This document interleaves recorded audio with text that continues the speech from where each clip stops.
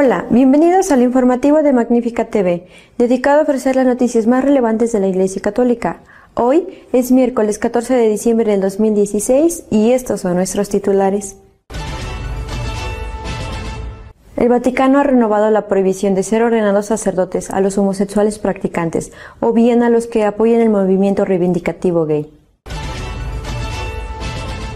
Siguen las reacciones sobre la Amoris Laetitia en apoyo a los 4 cardenales que pedían al Papa que respondiera a unas cuestiones para aclarar las dudas.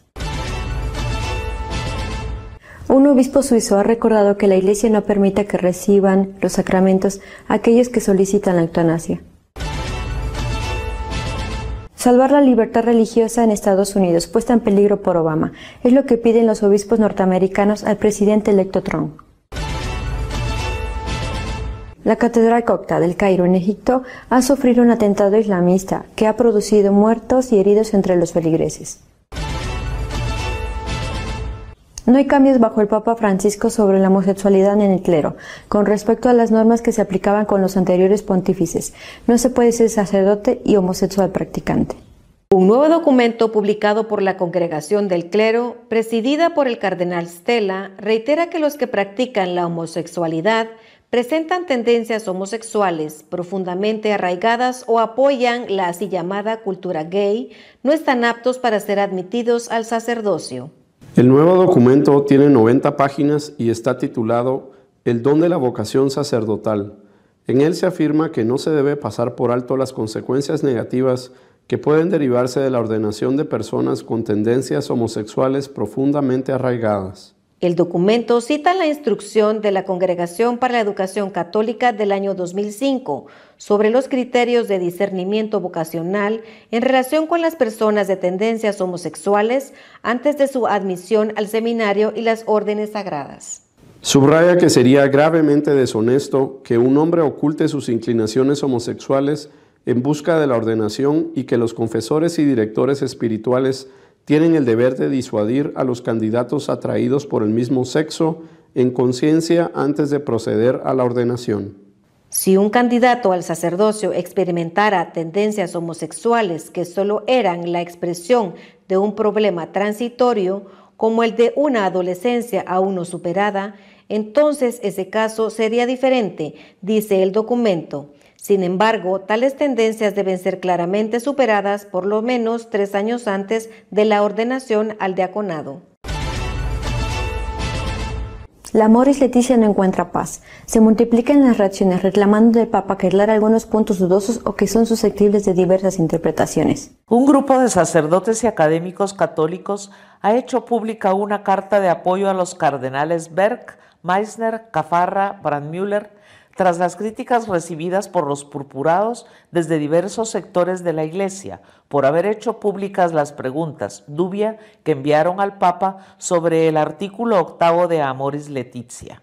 Tras manifestar el sentido de la iniciativa de los cardenales, los firmantes reconocen que han leído los intentos del cardenal Schönborn y del profesor Rocco Buttiglione de interpretar la exhortación apostólica según una hermenéutica de la continuidad, pero añaden que, a nuestro juicio, no han conseguido demostrar su tesis fundamental, según la cual los elementos novedosos contenidos en AL no ponen en peligro la ley divina.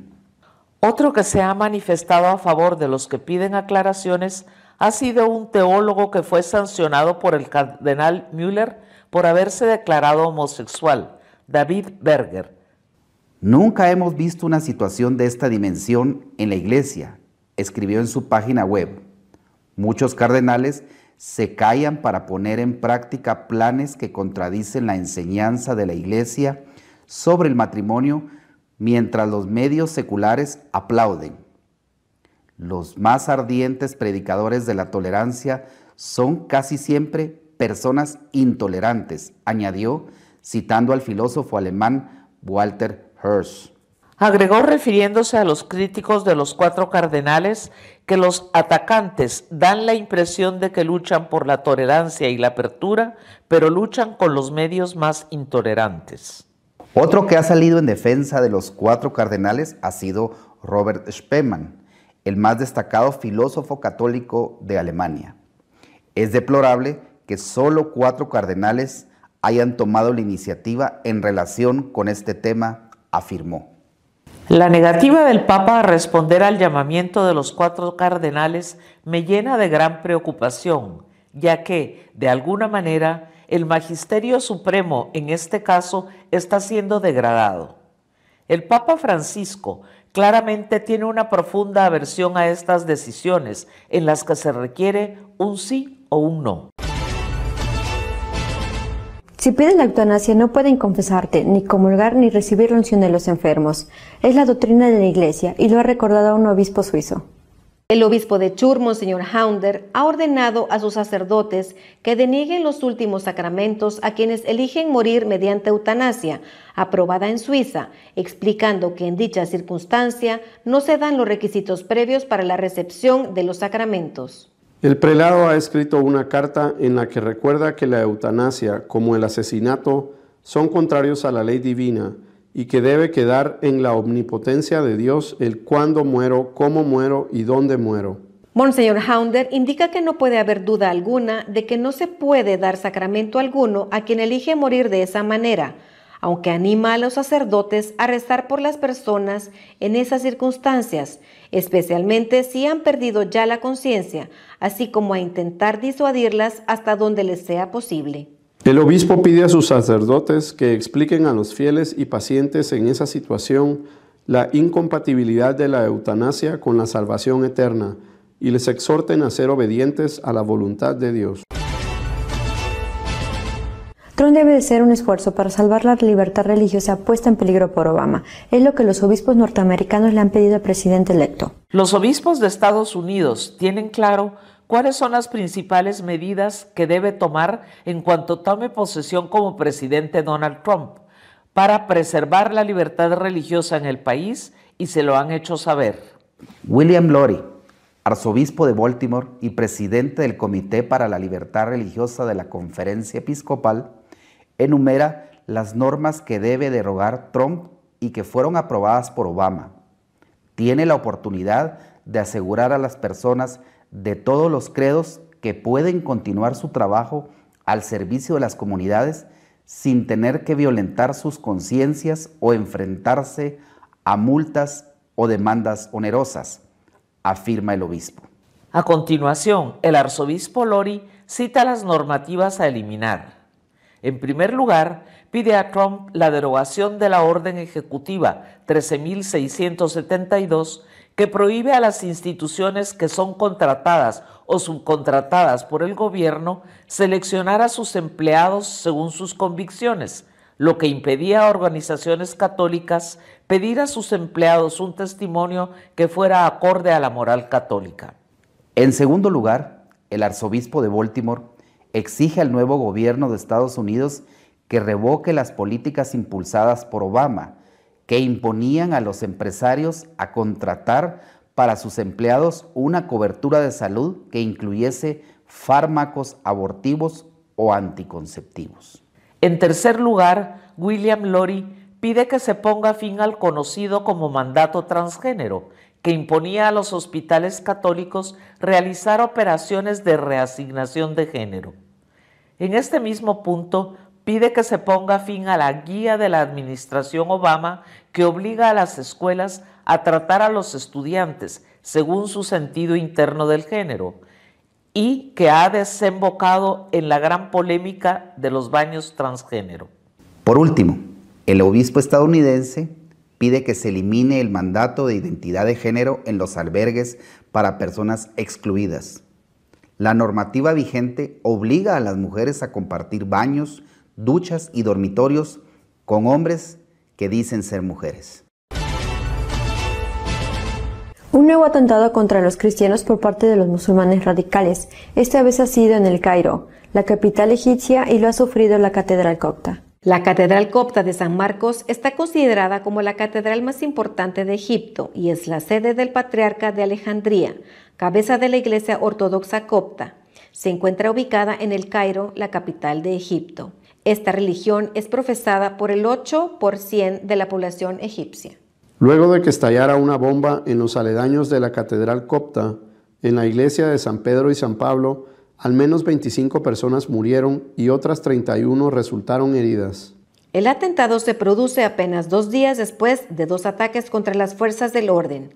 A primera hora del viernes, 6 policías fallecieron y otros 3 resultaron heridos al estallar una bomba en un puesto de control cerca de las turísticas pirámides de Giza. El ataque fue reivindicado por el movimiento Hasm, un grupo islamista de reciente creación. Nuestro editorial de esta semana está dedicado a comentar la conveniencia de que el Vaticano siga promoviendo el diálogo en Venezuela. Para sentir dolor y sufrimiento ante lo que está pasando en Venezuela, no creo que haga falta tener un elevado grado de humanidad o de caridad cristiana. Creo que cualquier persona con un mínimo de sentimientos tendría que estar realmente preocupado por lo que pasa en ese país. Y desde luego solamente la enorme indiferencia en que vive la inmensa mayoría de los habitantes de este planeta justifica que eso que está sucediendo siga manteniéndose en el tiempo. Claro que algunos tienen más culpa que otros, por ejemplo los presidentes de esa organización llamada de los países no alineados que nombraron presidente de la organización a Maduro. Es como si a Stalin o a Hitler les hubieran dado el Premio Nobel de la Paz después de haber hecho el genocidio de los judíos o las matanzas de los opositores en los campos de concentración de Siberia. Naturalmente hay que tener en cuenta que la izquierda tiene bula para todo. ¿Qué habría pasado si eso lo estuviera haciendo una dictadura de derechas?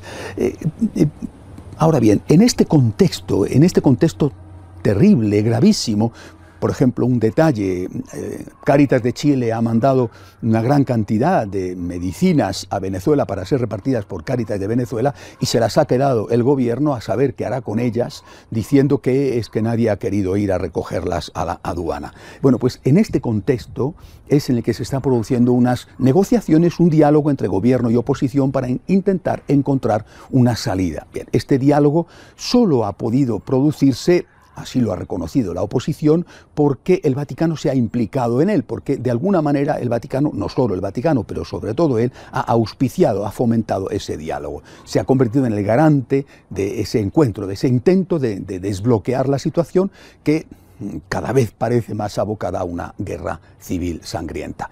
Hay que reconocer que dialogar siempre es bueno y que el Vaticano tenía el deber de intentarlo, de intentar encontrar una solución que impidiera ese enfrentamiento sangriento. Por tanto, no creo que a priori pueda rechazarse esto o que se le pueda culpar al Vaticano, como algunos han dicho, de convertirse en el patrón en el que de alguna manera auspicia la permanencia del régimen en el poder con un diálogo que es un diálogo trampa. Cuando comenzó el diálogo había lógicamente sus interrogantes y repito esa acusación de que aquel diálogo era un diálogo trampa, pero el 11 de noviembre se llegaron a unos acuerdos mínimos para poder continuar el diálogo, que eran unos acuerdos interesantes y que realmente significaban algo, que justificaba la existencia del diálogo. Entre otras cosas, el cumplimiento de la Constitución, la liberación de los presos políticos y que por fin el gobierno permitiera a organizaciones internacionales como Cáritas distribuir gratuitamente medicinas y alimentos. Pasado el tiempo, desde el 11 de noviembre, lo que sucede es precisamente que no ha sucedido casi nada, que aquello que se acordó, muy poco de aquello se ha llevado a la práctica. En ese tiempo también se ha producido otra cosa, el encadenamiento de algunas mujeres, madres, esposas de los presos políticos en la Plaza de San Pedro, en el Vaticano, para llamar la atención del mundo sobre el incumplimiento de eso que se había acordado, y también para llamar la atención del propio Vaticano y que se planteara si merecía la pena o no seguir auspiciando, de alguna manera fomentando esa mesa de diálogo. No se puede decir, no es justo decir que el Vaticano no haya hecho nada. El cardenal Parolin, secretario de Estado, por lo tanto, como si hubiera sido el propio Papa, ha mandado una carta diciendo que lo que se acordó el 11 de noviembre hay que cumplirlo, si no, el diálogo no es serio. La respuesta a esa carta ha sido demoledora. El segundo hombre del régimen, Diosdado Cabello, ha contestado diciendo que qué es lo que pretende el Vaticano intentando inmiscuirse en los asuntos internos del país y que debería de preocuparse más bien con el tema de la pederastia de los sacerdotes, sobre la cual ellos no dicen nada.